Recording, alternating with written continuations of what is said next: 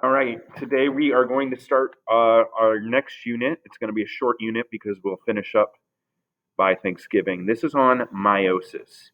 So we just finished talking about mitosis, and now we're going to talk about a similar process called meiosis.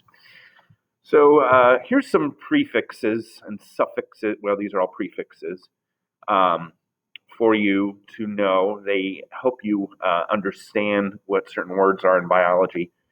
So auto means self, di means two, HAPL means simple, syn means together, and gam means marriage. These will come into play later. Okay, so what are we trying to figure out? We're trying to make sure we can explain how mitosis and meiosis are different. And we want to be able to explain how meiosis can result in genetically different cells. Now, if you remember in mitosis, one cell divided into two genetically identical cells. Meiosis is going to result in genetically different cells. So let's do a quick review of mitosis. So mitosis was cell division, and the products are genetically identical cells, and it's for growth of an organism and repairing dead or damaged tissues. So if we review, this was the cell cycle for mitosis.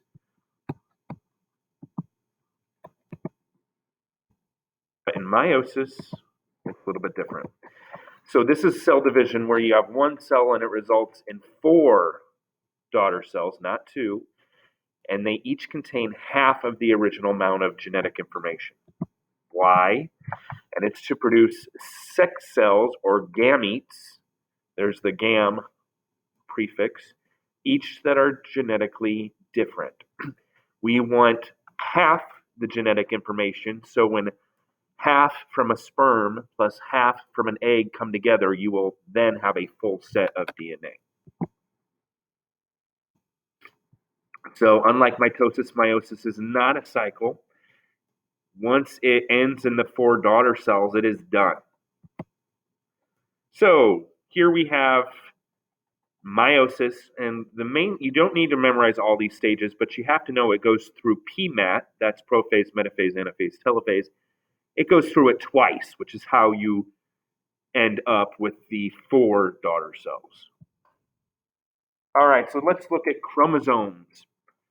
Human body cells, these are called somatic cells, have 46 chromosomes. We have 23 pairs.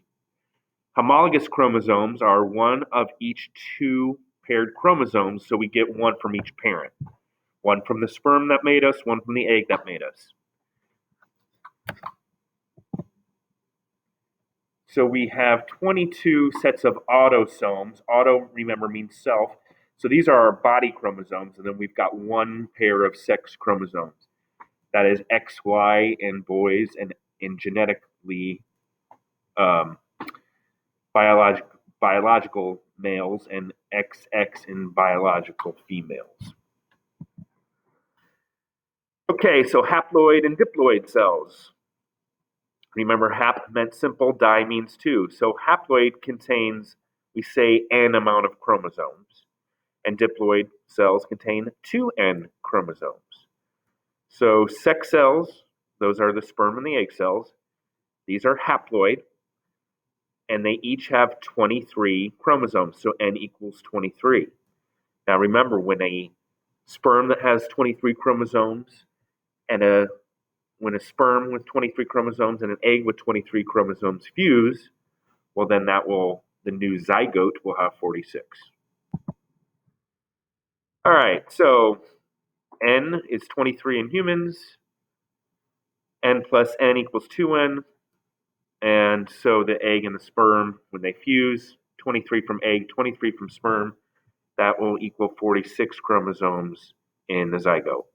And remember, meiosis produces gametes.